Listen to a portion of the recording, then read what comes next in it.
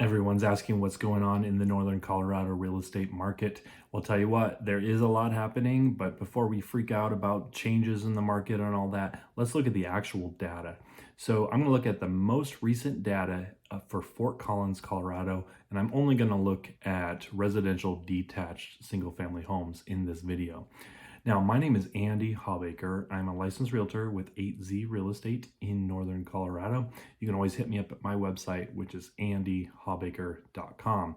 Now, before we get going, if at any point during this video you find some value in this, be sure to give me a thumbs up and definitely hit that subscribe button to get more Northern Colorado real estate videos. Okay, so let's dive in. Let's look at Fort Collins, Colorado. We're going to look at residential detached homes. So Okay, here we all go. of the data we're looking at here is in InfoSparks by IRES, which is the MLS system in Northern Colorado. So we're talking again about only Fort Collins, only residential detached, and this is a 3-year line graph that we're looking at. So for June 2022, there were 315 new listings. You can see that's a big climb over last month where there's only 267. So more homes are getting on the market. That's what we've been talking about, is this shortage of homes really for a couple of years. But you can see that just like we're expecting, every June, July is where it peaks.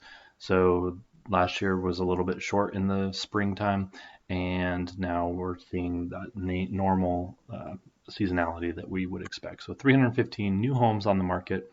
Currently, the number of homes for sale is 225, which is the most homes we've had for sale going all the way back to the fall of 2022. But homes are still closing. So there were 242 single family homes in Fort Collins that closed in June, which is up from 211 in May. And this is a 9% decrease from last year. So we're down a little bit from the peak of last year. And then the other big news has always been, in the last couple of years, really, has been the days on market. So our median number of days on market is 32 days. So again, that means from when the house goes on the market to when it's closed. So usually a normal real estate transaction takes about 30 days. So 32 is almost nothing. It was 27 last month, so that's super low. Average is about the same, 32 to 30 days. So there's that. But the next thing is we hear a lot of talk recently about, well, prices are going to go down. There's a bubble. We're going to lose value.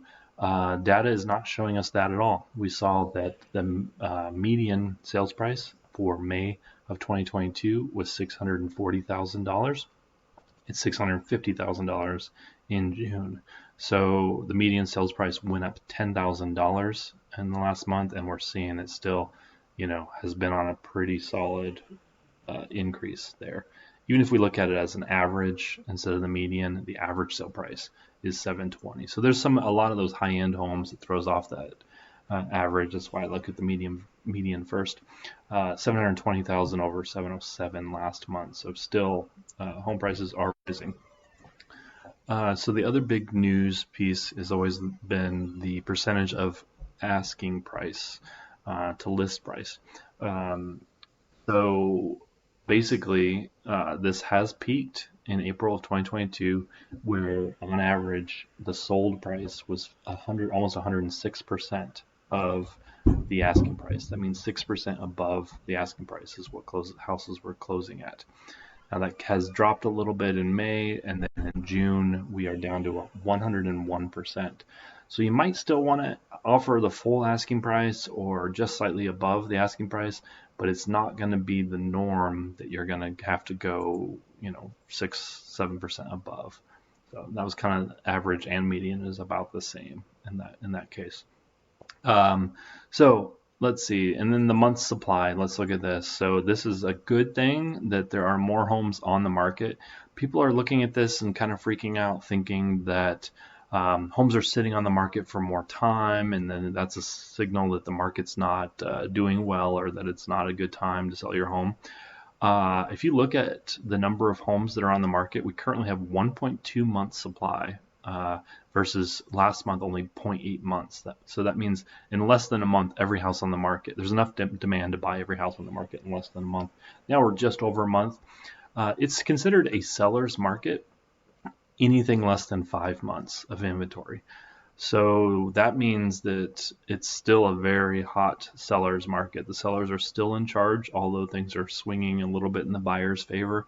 But I would say this is still a great time to sell your house. And for buyers, you're seeing that there's a little less competition. So things are getting better. You're getting more houses to choose from. You maybe don't have to offer 10% above asking within an hour of it going on the market. Now, some of these houses are going to sit for a week or two before they are under contract, and you may get them below the asking price or at least at the asking price. See, it really is a great time to still sell your house or buy a house. The market is normalizing. Things are coming in a good shape for really both directions. And you're hearing a lot of crazy things in the news, but I think both buyers and sellers should be excited. I know realtors are excited for a more normal market. If you have any questions, reach out to me at my website, which is andyhawbaker.com. I'd love to talk to you. Thanks.